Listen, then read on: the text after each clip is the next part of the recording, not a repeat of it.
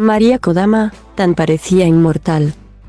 Ha muerto Kodama, María Kodama, segmento mayor de la vida de Jorge Luis Borges, al que cuido como si tuviera con él todos los parentescos, también aquellos parentescos raros, aún no nombrados, y que quizá él hubiera hallado para definirla. Era como inmortal.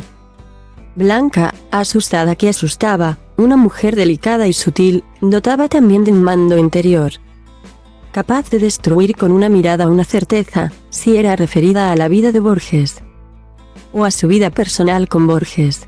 Una de las veces en que yo mismo tuve la suerte de encontrarme con ella sin que ya estuviera Borges, atada ella a su memoria y a la realidad que quiso para su biografía, como vigilante de la playa mayor del escritor más importante de la lengua española del siglo XX.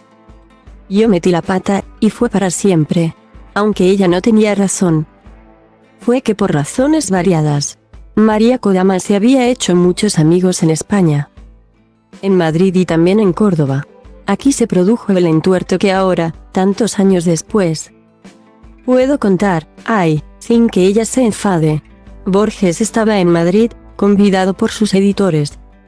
Entonces Alianza Editorial, y la editorial, cuyo director era Javier Pradera, se encontró con que el ilustre ciego no tenía compañía para pasear, para cenar, por ejemplo, por la ciudad, y a Pradera, que era también un alto cargo del país, se le ocurrió que yo mismo debía cumplir ese papel de Cicerone.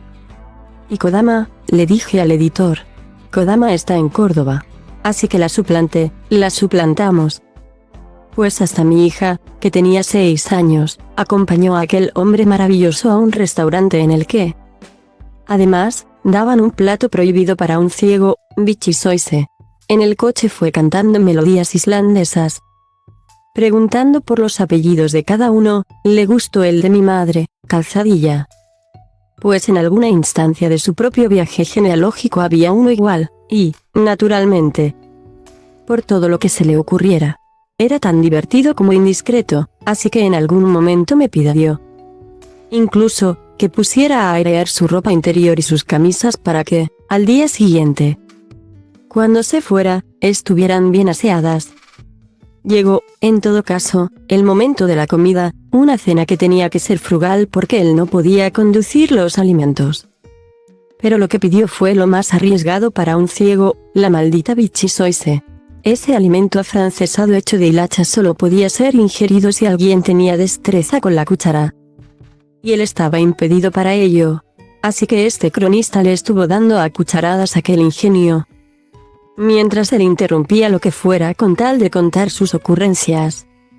Al día siguiente estuve aún con él, y me llevé la mejor impresión de alguien que, por su calidad y su altura, podía haberme mandado a hacer mutis enseguida que lo dejé en el cuarto. No me ocurrió lo que le pasó con Mario Vargas Llosa, al que le había pedido en Lima que lo llevara a mear, va a ser usted mi capitán, para luego decirle que, como le había hablado de asuntos de casas, tendría que haber sido, además del novelista que era, un agente inmobiliario. Hubo muchas anécdotas de aquellas horas con Borges, y como entrometidos que somos los periodistas las quise contar a Kodama aquel día en que nos vimos en el Palacio de Madrid. Le empecé diciendo, una vez que tú estabas en Córdoba y Borges estaba solo en Madrid. Me paró en seco de secura, y me lanzó esta advertencia. Jamás he dejado solo a Borges en ningún sitio. Era verdad. Aquellas palabras eran verdad. Ante ella cualquier cosa que detuviera su relación con Borges tenía que ser parte decidida por ella. E inmediatamente, y para siempre, jamás volví a contarle qué pasó con el encargo tan grato, tan inolvidable, por otra parte, de Javier Pradera. Ahora que ha muerto esta mujer difícil y maravillosa, que de tan frágil parecía inmortal, la recuerdo en otras instancias alegres, aunque aquella tampoco dejó de serlo. Pues Kodama me llevó luego a gratas horas de confidencia razonable, una vez que volvió a Madrid, años después de la muerte de Jorge Luis Borges, fue para presentar una edición española de ese libro que parece la obra de arte para un ciego. La crónica gráfica de su viaje en globo por los desiertos de México. Ahí me contó ella que los reyes de España, los anteriores, les había dicho que tuvieran cuidado, porque los bandidos estaban por allí en forma de guerrilla y podía pasar cualquier cosa. Comillas, es que no quieren que vayamos, le dijo Borges a Kodama. Comillas, vamos igual, siguió el intrépido poeta. En esa ocasión me habló mucho de Borges. Algunas cosas subrayo. Era divertidísimo porque no era miedoso. Estaba ansioso por subir al globo. Esa noche no durmió. Me preguntó si creía que la canastilla iba a ser de plástico o de mimbre. Supongamos que de mimbre, le dije. Un auto iba siguiendo el recorrido, y ahí había que llevar una caja de botellas de champán para la gente del terreno donde se bajaba y otra aparte para brindar por haber llegado bien. Había que pisar un estribo, y él se acordó de que, cuando niño, había sido un excelente jinete. A quien lo ayudó a subir al estribo le dijo, usted es muy grande, puede pisarme si no acierto a pasar. Le dije a Kodama que ese viaje representaba a Borges. Ella estaba ya en la etapa en que al periodista le decía lo que fuera. Porque ya no era aquel cotilla que le fue diciendo que un día había usurpado la presencia de Kodama. Así que ella me dijo cosas que luego han rondado en mi cabeza como la explicación más sencilla de su amor por Borges. Por cuidarlo, por mimarlo, por no dejarlo ni a sol ni a sombra, cuidando sus derechos como si fueran su alma. Y su alma como si fueran sus poesías. Nunca más le interesaron a él otras cosas. Me dijo, que no fueran descubrimientos o cosas que había leído y que después se hacían una realidad que le fascinaba. Ese enamoramiento por Borges se parecía al de Borges por la vida.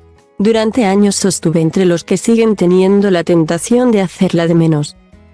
Porque era o distante o antipática, que eso era porque ella estaba al cargo de un tesoro.